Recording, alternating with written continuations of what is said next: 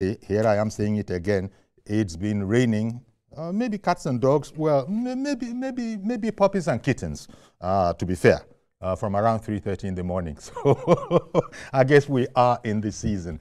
Indeed, a very fine morning to you, and hope you had a great weekend.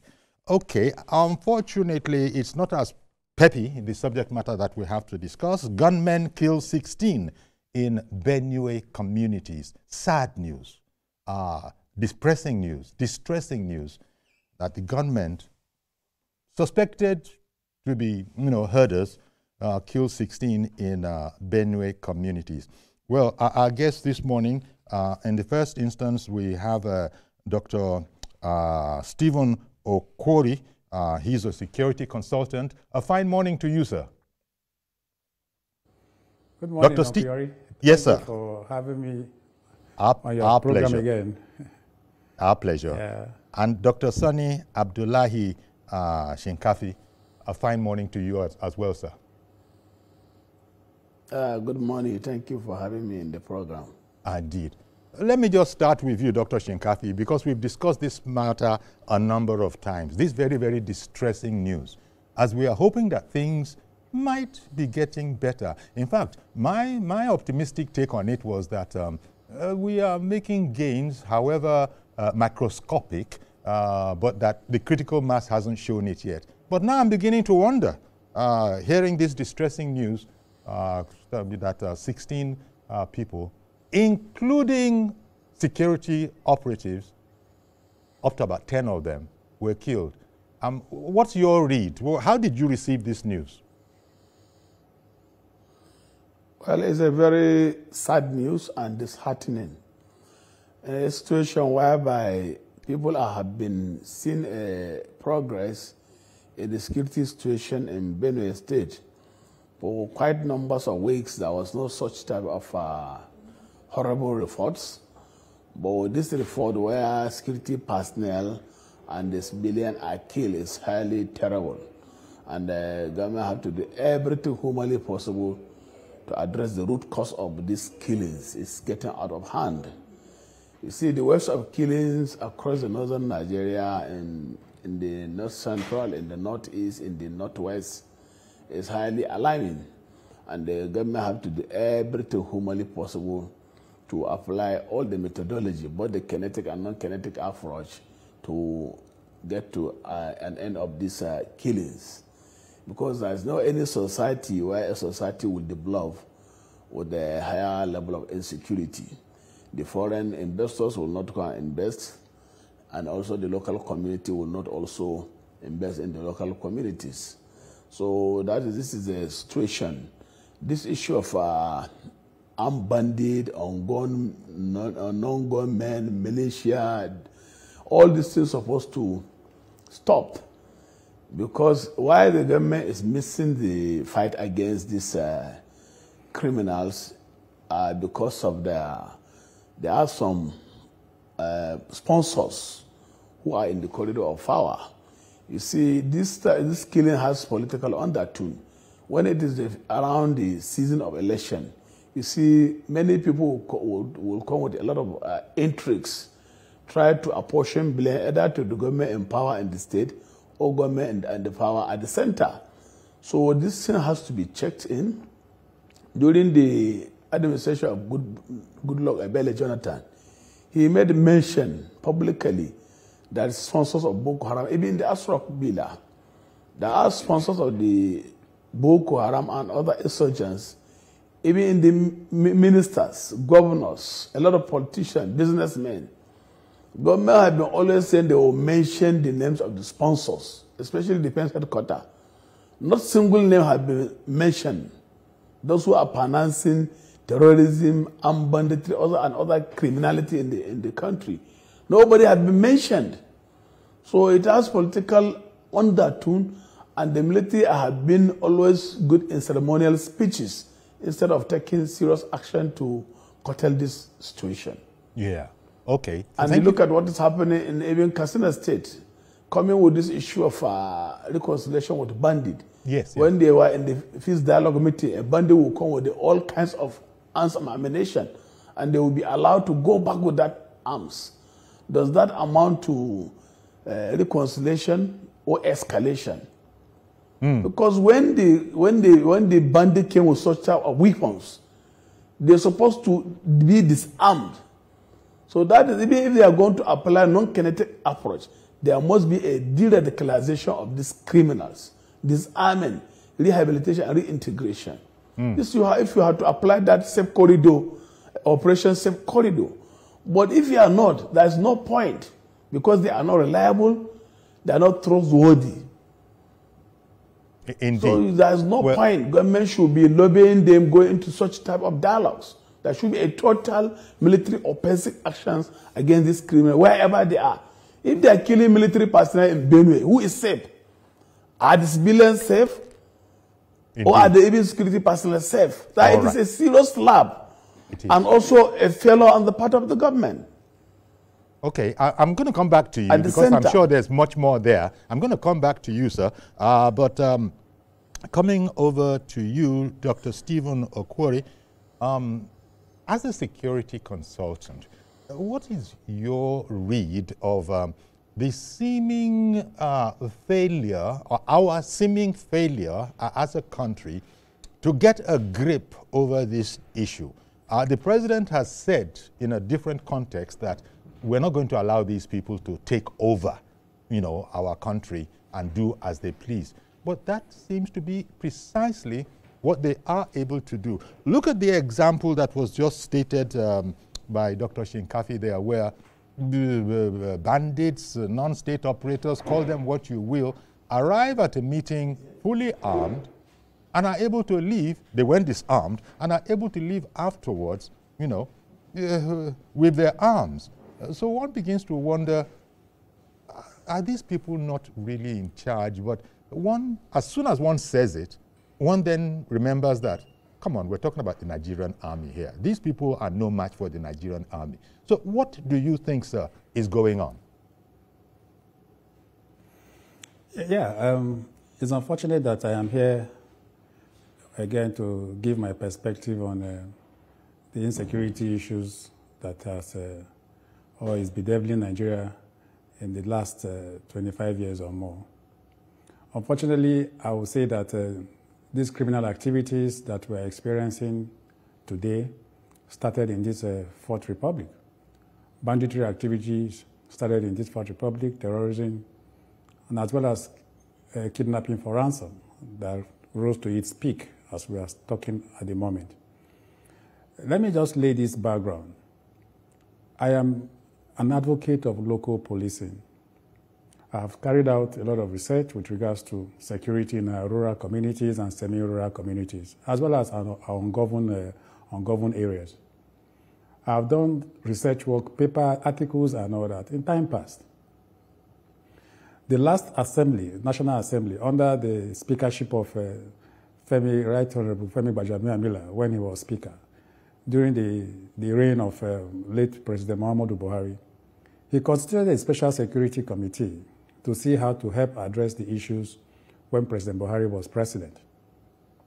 I did a memorandum to that same committee because different topics were published for scholars and consultants to write on. And as in my usual practice, I went for the topic that has to do with how to address security in our rural communities. And I made about 7 recommendations in my memorandum to that special committee. Out of the 7 recommendations I made, 4 were picked, to see how to address insecurity issues locally. Now, the last time I was on your program, we talked about, I talked about the top to bottom approach. Yes. And you wanted to ask me a question, but we didn't have enough time. You said, when next I come, we're going to talk about how to address it from bottom to top that I was suggesting. Mm-hmm. And I also talked about the Nigerian Forest Security Service, if you recall. And it was, I think, strange to you. And you said, when I come, we'll talk about it more. To the glory of God, I am here to the glory of God, I am here this morning. Indeed. So we'll talk about it. Now, to respond to your question, I think that while we are not getting it right, you see, addressing security issues is not rocket science. As a researcher, I have carried out a lot of research and compared notes between Nigeria and some other countries that have helped, that have addressed their own security issues, our challenges. Now, the challenge that I see here are two key elements. Why we are not succeeding. Number one is politics. We have allowed politics to come into security issues. We have allowed politics to change our mindset. I'm talking to people that are in authority, that are saddled with the responsibility to see that Nigerians are protected, the territory is secured. You know, Nigerians can go about their lawful businesses. Number two, the second element is corruption. We have allowed corruption to take charge when it has to do with addressing insecurity issues in the country. Why I talked about politics is that if you look at the president's cabinet, 50 ministers in the president's cabinet, no one minister has security background or security knowledge in that cabinet. We are talking about a country that is bedeviled with insecurity issues almost on a daily basis. We hear of either military, police, or civilians, citizens of this country killed. And no one is in that cabinet that should come with at least some knowledge, or that is in an institution that has that institutional memory or framework to be able to see how to lend his voice in addressing this issue. Almost 19 of other soldiers were ambushed and killed. Between April 2021 to August 2022, that's about 18 months, 750 soldiers were ambushed and killed in this country. The news was not anywhere. But as a result of my research, I got to know that about 750 soldiers were killed during that period. Wow. So what are we saying? Look at the military attack, the way they attack our military bases in the northwest or in the northeast, in Katsina, in Benue and all that. Within 48 hours, 4 military bases were attacked and our soldiers killed and all that. So if we cannot take this fight to these criminals, it is these criminal elements that are taking this fight to our military, to our police. So wherein lies the hope of the ordinary citizens, just the way Dr. Sani has said here? Wherein lies the hope of the ordinary citizens of the country when the military, the police that are saddled with the constitutional responsibility to protect citizens are being killed? Today's victims were yesterday's survivors. Today we are survivors. We don't know whether we might be victims tomorrow. We are all vulnerable to what we are talking about here. Wow. So there is need for us as a government, as security agencies, and also as key stakeholders in the fight against insecurity to see how to come together and address these issues devoid of politics, devoid of corruption. And I think with that, we can see how to create a path and see how to address these issues we are talking about here. Thank you very much, Dr. Kwori. Dr. Sani Abdullahi Jikafi, coming back to you, you've just heard Dr. Kwori say he's laid it at the door of politics and corruption, and by extension, those who have oversight functions perhaps not doing their level best. Let me just put it as delicately as that. They might be doing what they are doing, but they're not doing their level best. I wonder if you agree that politics and corruption, or is that simplifying it, oversimplifying it a bit, but that if we could take care of politics, if we could take care of corruption in terms of these two factors working against getting a grip on insecurity, on our insecurity issues, is that something you would identify with, or do you see it differently? Yeah, this is one of the cancer worms of the fight against insecurity in Nigeria. You cannot take away the issue of corruption. You cannot take away the issue of politics. A lot of politicians have been politicizing this insecurity, try to toy with the lives and property of the innocent Nigerians to achieve their political motives. Then when you look at the corruption, there is serious corruption in the system. More than 4.9 trillion was budgeted in the 2025 national budget. For the past 13 years, intelligence and security or defense and security take the lion's share of the national budget. But if you look at the performance of the defense and security, the money appropriated in the national budget have mismatched with the performance of the security personnel in the fight against this insecurity. So there is need for forensic auditing, forensic accounting of these funds allocated to defense and security. And the National Assembly, in line with the Fiscal Responsibility Act, supposed to do check and balancing on how this money are being utilized in the fight against insecurity in the Ministry of Defense, police, all the security agencies, all the money allocated. These funds are public funds. There should be an accountability, transparency in the disbursement or in the utilization of these funds. So corruption is one of it. Some security personnel are being involved in aiding and abating this insecurity.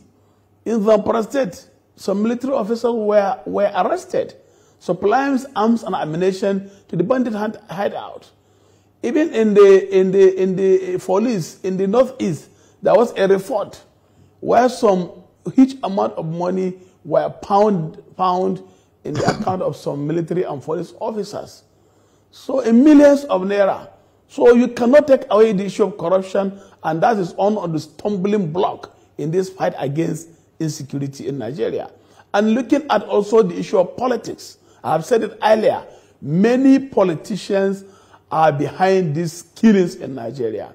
The former Chief Army Staff, Tukur Burute, said in national television, channel television, said it has political undertone.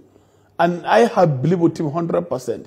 And some of the people who were able to find themselves in the corridor of power are using politics to fight even their opponent in the border state. So these are some of the reasons. And in 2015, politics play out on this insecurity to chase away the government of Goodluck Ebele Jonathan. So these are some of the intrigues politicians are playing. In 2019, people use insecurity in the northwest, in the northeast to take over power. So these are some of the reasons, and which is very dangerous. Politicizing insecurity is very, very dangerous. And the National Assembly are not doing the needful because they have to check, going by their oversight functions, they have to check the power drunk. Some of these ministers are power drunk. Some of the security agencies are power drunks. So they are even using it also to pull down the government in terms of politicizing some issues. So the government should sit up. There should be a political will to address the issue. The issue of ceremonial statement or motivational statement that we have given a marching order, it has now been a history. Indeed. Well, thank you very much, sir. You know, Dr. Okwori, back to you. You just heard Dr. Shinkafi there agree that the part that politics is playing, but he also said that there's probably a need. In fact, he didn't use the word probably. I don't know why I slipped it in there myself. There's a need to audit insecurity spendings. Let me put it like that. Because if I say security spendings, that includes the good side. But insecurity, spendings on insecurity. Now, you know, we have this thing. I don't know if it's a Nigerian thing or if it's African or if it's worldwide. Security vote that all the governors have. And it is known by our people that, well, they don't account for anything. I suppose that is on account of well, you see, when it comes to security, you can't be transparent with everything, and we can't let the bad-uns, we can't let them know what our strategies are. When you made that, when Dr. Shinkafi made that point about we need to now audit forensically our spendings to sort of stem insecurity, I don't know how that is going to be done, given that when it comes to insecurity and government and secret service people are involved, they never are playing. And so the beat goes on. It's unfortunate this is happening today. Who is to say this is not going to happen next week, God forbid? You see, it's unfortunate that we're in a system where not checking what is supposed to be used to address insecurity issues in the country are not checked. If you recall the last media chat of Mr. President, he said it categorically in the media chat, and I watched him where he said he won't probe the military. I think that it has become a norm, kind of, a normal practice that right from the military days to date, we don't check the records of the military and the other security agencies. But don't forget that the police is about 110 years old or so. The military, the Army, Navy, Air Force put together, I don't think they are more than 70 years old in Nigeria. You begin to look at the immigration and the other security agencies that we have. They were all either created or established for reasons. And the reasons is because of the crime that we have in existence in the country. If we didn't have crime in the country, there won't be police. There won't be the Army, the Navy, and the others. Iceland, that is the most peaceful country in the world today, they don't have the army. And they are peaceful. Go and check the Global Peace Index of 2024 that was released in 2025. Iceland is the most peaceful country in the world, and they don't have army. So if we have the army, the police, and these other security agencies in our country, they were established for a purpose. They were established with clear mandates.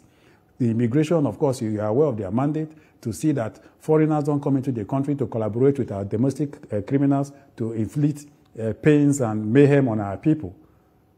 In that regard, is the immigration succeeding in their mandate? The answer is no. The police is to detect and prevent crime. How well are they detecting this crime? How well are they preventing the crime? What is their problem? If it is inadequate manpower, because we have been talking about inadequate manpower since the creation of Nigeria. Inadequate manpower. So when will we get rid of inadequate manpower? Even when you go to the army and the other security agencies, we still complain about inadequate manpower. Just imagine that we have a military that is about 230,000 workforce. How well will such a manpower help in addressing this insecurity issue we are talking about here? I don't know if you are aware that the military, once you are a major general and above and you retire, even a brigadier general, you are entitled to minimum of 2 soldiers. One will serve as orderly and the other one will serve as a driver. So from the workforce that we already have, that is inadequate, that we are complaining about, just imagine the number that is taken from the workforce that is providing either an orderly service or a driver service for a retired general in the military. And also it's applicable to the police. And the police will have less 400,000 police officers in this country. So just imagine the number that the politicians, public office, civil, wealthy Nigerians, and other services that the police is providing by providing security for our embassies, other government agencies and commissions and institutions in Nigeria, and the banks that we have. Just imagine that number that is taken from the less 400,000 police that we have. I don't know if you are aware that the UN recommended ratio of a police to a number of citizens is a police to 350 to 400 citizens. That is in a sane society when we are not, where they are not being confronted with the kind of insecurity issues we are seeing in the country as at today. Now, in my last walking, I discovered that we have one police to over 1,000 citizens, which has gone far beyond or above the UN recommendation. So there's a lot of work we need to do in terms of manpower, right? So I don't know what we are doing. We have everybody use that are there. And the lack of proper background check and vetting is also a challenge. We just see Tom, Dick, and Harry. The doctor said here how some soldiers were arrested in Zamfara State, aiding and abetting crime. everywhere, even in Yobe and in Akwa Ibom and all that. You see law enforcement agents that are saddled with the responsibility to carry arms to protect you and I, using the arms against us. So it is a result of lack of proper background check. We don't do that anymore. We don't vet to know the kind of people we are trying to bring on board to see how to provide security for our citizens and the country. So I don't know where we are missing it. Rather than getting things right, what we are saying is completely different. I am not expecting a utopian society where everything is supposed to be perfect. Emily Duncan said that a society without crime is impossible. So now that we are aware that a society without crime is impossible, what are we doing as a government and as security agencies to see that there's drastic reduction in the rate of crime? Indeed. Rather than escalation. Indeed. What we are seeing today. So we need to have sincerity of purpose. We must be committed. You know, there's this lackadaisical attitude towards addressing these issues. You know, so we need to do what is right. And do we have the integrity as Nigerians to do what is right? I'm talking to the people that are in authority, that are saddled with one responsibility or the other in their various offices, that have the responsibility, the constitutional responsibility to see that Nigeria is safe, citizens are protected, they can go about their lawful businesses without fear and intimidation. Do they have the integrity? Integrity for me is doing what is right when nobody is watching you.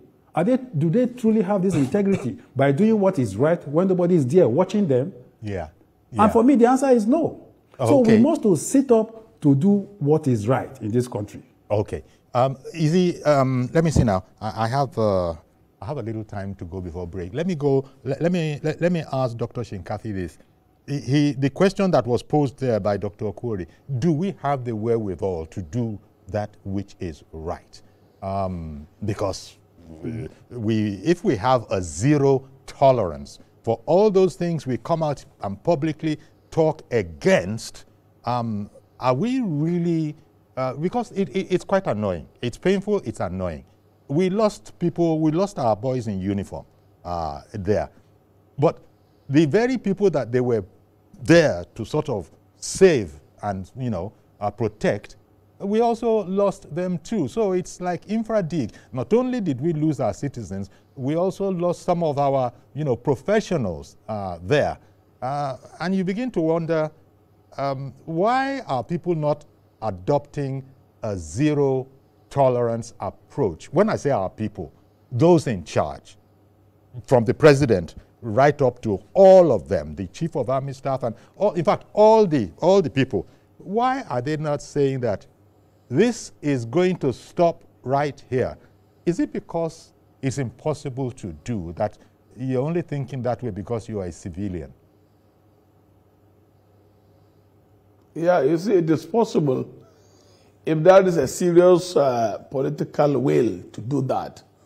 You see, this fight against insecurity, it has a lot of dimension. It's dimensional.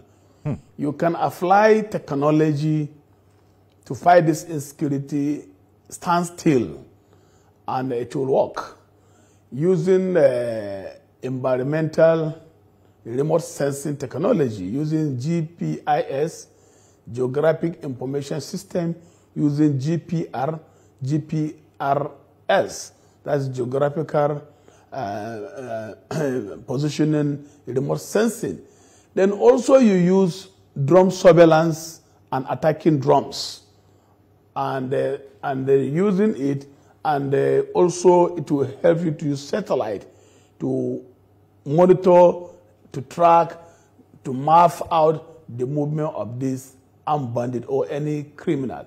You will see their movement. When you see their movement, you track and strike.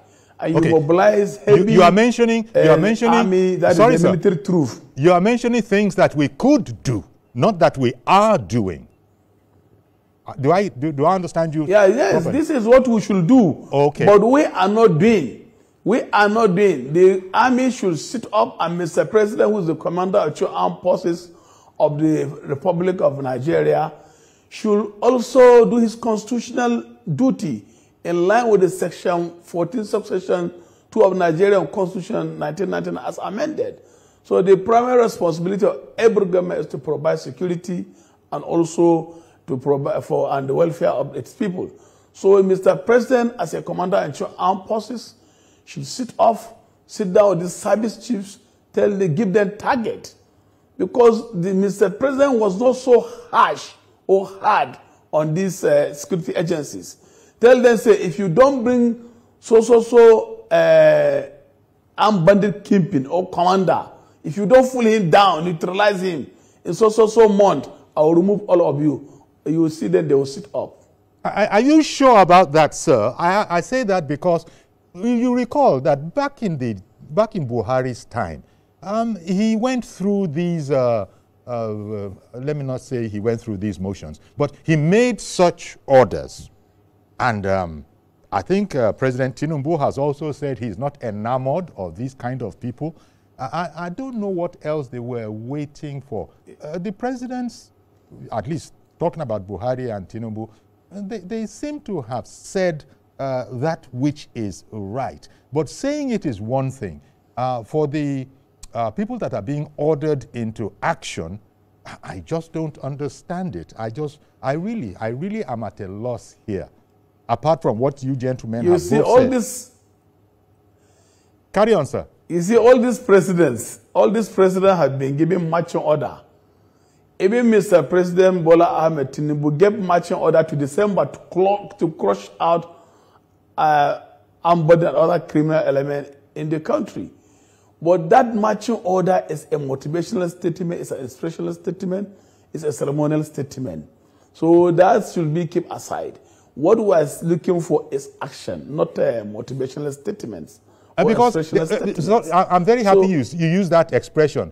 These are motivational statements. But you know that there are... yes. We know that there are... What do they call this thing? There are lawful orders. So when the commander-in-chief issues an order, surely he will not issue an unlawful order. And if a lawful order has been issued, I guess the operatives are duty-bound to not rest until they have achieved success in executing that order. So, but that's not what we see.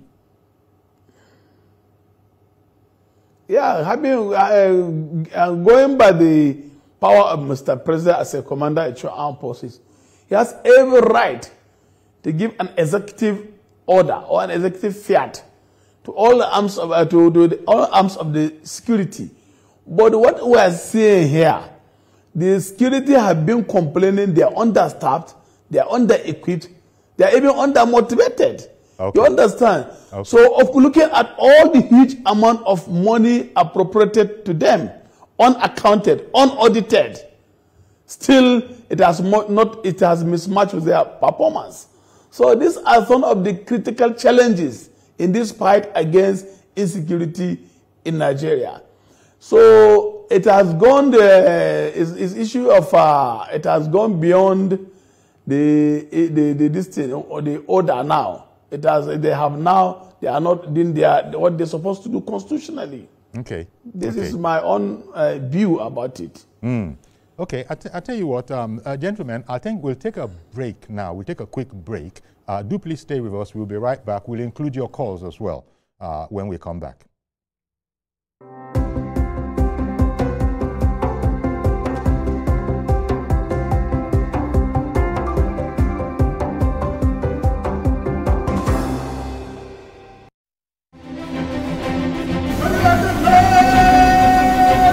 Come 1st October as Nigeria marks 65 years of independence, we pause to ask a profound question. Who is a Nigerian? At 65, the question of our identity and nationhood has never been more urgent. What does it mean to truly be Nigerian?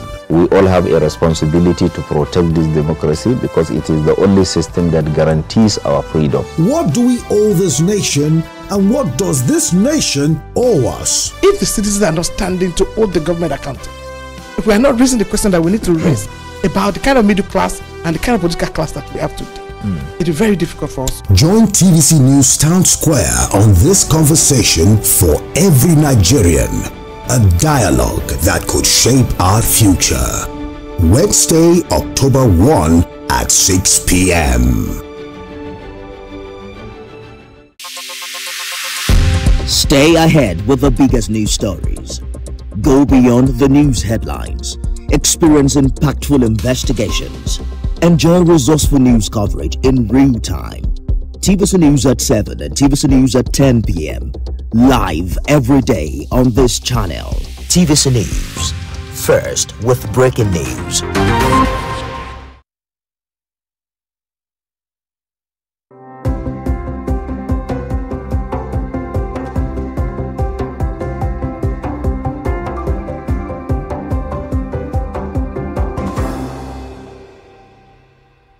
Okay, welcome back. Our guest this morning, Dr. Stephen Okwori.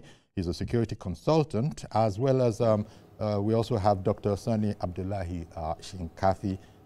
He also is a security expert. And we've been looking at the unfortunate story, my word, unfortunate, of 16, no less, 16 have been killed by gunmen, which is really saying we don't know who, by gunmen in Benue. And even more painful, apart from the fact that we lost some men in uniform, how about the citizens themselves? And as we speak, according to news reports, the authorities are still searching for the bodies of some people who are missing, presumed. In fact, I think one person reportedly was captured alive from the military side. All of these things have to be double-checked and ascertained. But that's the situation we have on our hands here. We've been talking with these two gentlemen, both of them experts in security that I told you about, and both of them seem to agree that, well, between politics and corruption, these are important factors that are militating against getting a grip over the insecurity issue that we have on our hands. Okay, but I hear that we also have people online. Good morning, Dr. Durosimi. Okay, but I hear that we also have people online. Good morning, Dr. Durosimi, if you heard me, please go ahead right now. Don't worry about the echo. Good morning. Good morning, sir. I just want us to know that insecurity is a serious problem. And I keep on saying that during the rainy season, the militants are always at their best to ensure that there is no way farmers will be able to produce food for Nigerians. Secondly, we need to employ more policemen. The state police is good. Then the President Inspector of Police, IGP Egbetokun, established what we call quick intervention units, actually to be able to stage a war against these hoodlums who are disturbing Nigerian agricultural production. If it's encouraged and money is provided, we have these quick intervention units, they will be able to police the agricultural environment. The problem of Nigerian security is more a policing problem. It is not purely military. If we have the opportunity of doing what is supposed to be done, that is to say, have enough quick intervention units in every area that we know is problematic, especially Benue, Niger, Kaduna, Kebbi, Sokoto, those areas that are in the peak of agricultural production now, they have problems with some. Employ more. Dr. Durosimi, you being a retired AIG, Assistant Inspector General of Police, you would know, but you also have, alluded to the fact, and both gentlemen that are on the program have also said that one of the main problems here is that the police is seriously undermanned. Hello, yes. Dr. Durosimi. I can hear. I'm hearing you. Yes. Both our experts have mentioned the fact that the police, there's a serious undermanning of, in terms of numbers required. But you'd never know it when you look at some scenes. Where you see, I think one of my guests this morning alluded to the fact that, look, non-essential, although maybe it's not my place to say anything military is non-essential, but the point was made of, people being posted to be drivers, people being posted to be AD-cons, of retired people. All of these are traditions in the army. But why is it that those places are not the places suffering when we have this kind of a situation? To at least show a seriousness of purpose. Again, an expression that has been used by one of my guests this morning. This whole seriousness of purpose, so that people can see that we really are spread thin, and we're doing the best that we can, but we simply don't have enough resources. That's not what we are seeing. We are seeing that we don't have enough resources when it comes to saving lives. But when it comes to, those other aspects, they might be important in their own right. But you begin to wonder, as I said, a seriousness of purpose. I don't know if you would agree. And here, I'm directing this to Dr. Stephen Okwori for your thoughts. I think what we need to do is to ensure that massive recruitment of policemen. If we have enough on but there's no money. Have you not heard it said, sir? You retired as an AIG. You've heard it throughout your whole service life. Yeah, I agree with you, but security is very important. That is the primary purpose of government. Protecting life and property. It should be a priority. It should be a priority over any other thing. If you have the best roads, the best airports, the best bridges, and you don't have security, who will ply the roads? So we should give policing a very, very important role. Okay. Recruit a mass, and then the general is secure. That is the constitutional duty of the government. Okay. All right. Well, thank you very much, Dr. Drosimi, for calling in on this very painful. We're looking at this. It's somebody else is on phone. Somebody else is on the phone.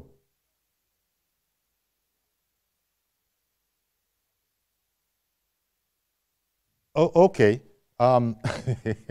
I don't know how that was done, but I'm just hearing that somebody sent something to me on WhatsApp. Unfortunately, I can't stop to read that now. We do prefer, please just call in and phone in so everybody can hear the question. But I was asking Dr. Okwori. I had sort of forgotten that, as a matter of fact, I had Drosimi on the phone, and but I saw Dr. Okwori's photo, and I said, oh, maybe Dr. Okwori can come in on this whole matter. Quite frankly, I don't know what you think is the way forward now. We've heard from both you experts, and to be factual, it's not today I've been hearing it. We've had the benefit of having experts come on our program and tell us what needs to be done, but it never is done. So, Dr. Okwori, what's the way out of this situation? Yes. Beautiful. It's as simple as ABC when we are serious to go about it. Now, I want you to calm down and listen to me. I said it here that this crime happened mostly in our rural, semi-rural communities and ungoverned areas. Now, do we have presence of security in our ungoverned areas and these rural communities? The answer is no. Right. Now, what do we need to do as a government to see that there is presence of security in our rural communities? And don't forget that these forests, I'm going to lay emphasis on forests. Now, why I'm going to lay emphasis on forests is that, just the last time I was on your show, I told you that we have the Nigerian Forest Security Service, that the bill to establish the Nigerian Forest Security Service passed all the processes at the National Assembly. And the bill was passed, and it was transmitted to Mr. President. One moment, sir. One more. I'm so sorry to interrupt you. One moment, sir. But just to say to our viewers that, the service is moving to a live event, but you see the QR code that you can see somewhere beneath, somewhere on the right or left below on your screen there. Do use your phone camera to scan it, and you remain with this program. Please continue, Dr. Okwori. Sorry for interrupting you. Okay, thank you. Now, the bill was transmitted to Mr. President for assent, meaning that if Mr. President assents to the bill, the Nigerian Forest Security Service will now come to stay, will now have legal backing, will now be integrated into the national security architecture of the country. Now, what is the mandate of the Nigerian Forest Security Service? Their mandate is that issues is bordering on insecurity that is within our forested region, that is within our rural communities. It is their mandate to be able to confront these criminal elements in their forests or in these forests where they have found as safe haven or they use as hideouts, right, to perpetrate these acts of criminality on our people. Now, the bill is before Mr. President. Mr. President does the way I've said it before, that he is one president that understands the insecurity issues by approving the establishment of forest guards, because he's conversant and he's aware that our security, our rural communities lack security presence. And he knows that establishing such local structure will provide security in our rural communities. Now, he gave the National Security Advisor the mandate or the authority to see how to put that together. But from my research, what I discovered that the National Security Advisor is doing is that he has gone to see how to carry some trainings in Osun State by taking about 612 personnel of the Nigerian Forest Security Service to train them in special trainings and all that in Osun State, without carrying the organization along. The hierarchy of the Nigerian Forest Security Service are not aware that some of their personnel were taken to Osun State to embark on extensive training. Now, as National Security Advisor to Mr. President, I would have expected that the National Security Advisor would have advised Mr. President that, Mr. President, having approved the establishment of Nigerian forest guards, there's already a local structure that had passed through all the processes at the National Assembly for it to be established or assented to. That bill is before you, Mr. President. And we have carried out intelligence profiling on this organization, because this organization were trained by the police, the civil defense, the DSS, and even the military. So the organization is known to the National Assembly because the leadership of Senator Godswill Akpabio passed the bill to establish it. Now, that bill is there. It's just there. Nothing is happening to it. And the National Security Advisor is doing something different, outside the structure itself. So I expect that. Okay, one moment, sir. A viewer has been holding on. I'm so sorry, sir. A viewer has been holding on for quite a bit, wanting to join the program. Good morning, Mr. George. Thank you for holding on. Yes, good morning, Uncle Yari. And good morning to the two security experts.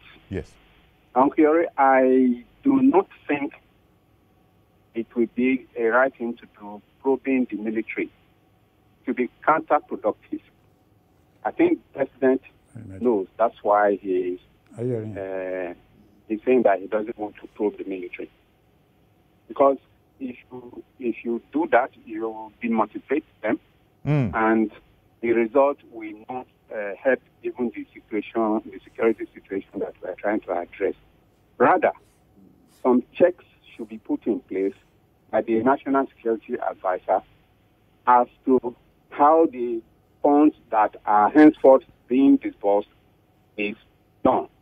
They should be making, visible returns and show how it was spent. But to probe them for the past will be counterproductive. Okay. I agree with Dr. Shinkafi that the modus operandi needs to be improved. But what I don't know, Uncle Yori, is whether what these security experts are saying, do they liaise with the military? Do they consult with the military so as to share these ideas with them?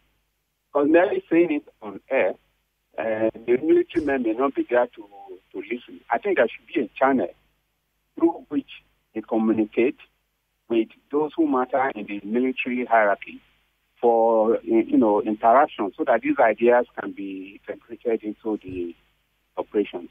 I remember the President visited Benue, talking specifically about Benue this morning, and he gave marching orders. So I am so surprised that it is still happening the way it's happening in spite of all those commands that the President has given. So it goes to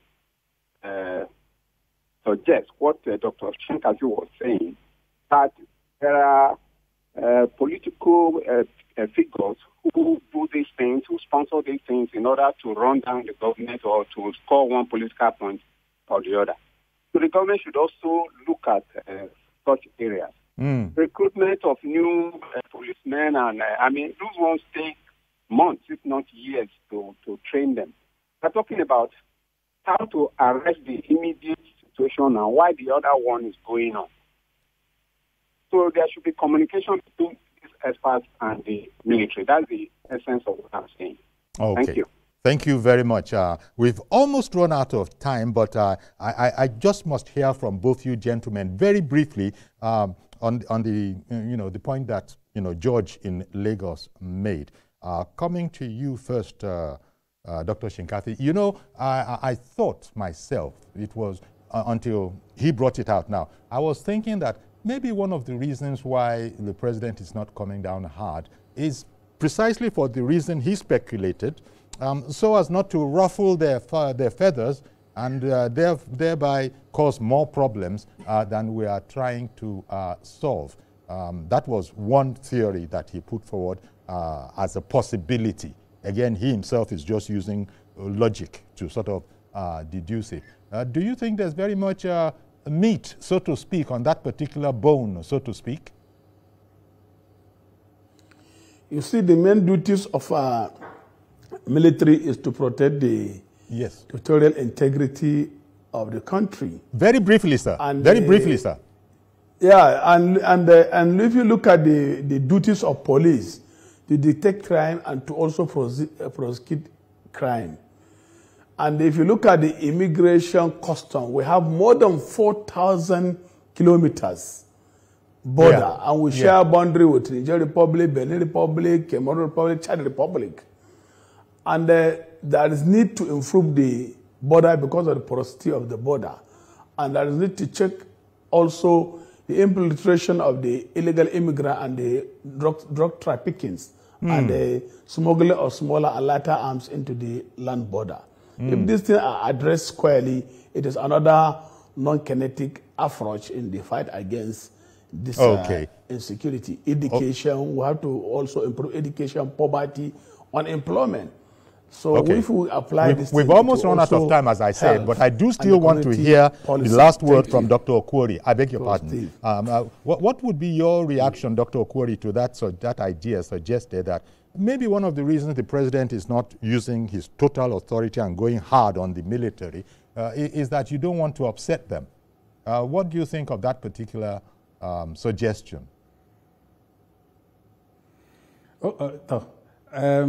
I think that for the purpose of transparency and accountability, and for the purpose for us to know that we are doing what is right, and these issues bordering on insecurity are surmountable, and we are not finding it difficult to address them.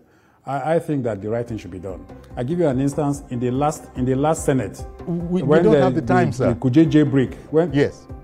We don't have the time, sir. I'm so sorry. But thank you very much, Dr. Stephen Okwori, and also Dr. Sonny Abdullahi Shinkafi. Gentlemen, I thank you very much, as always, for giving us the benefit of your expertise here. Thank you very much. Please join us tomorrow for a fresh edition. I am Iyori Folarin. Bye-bye for now.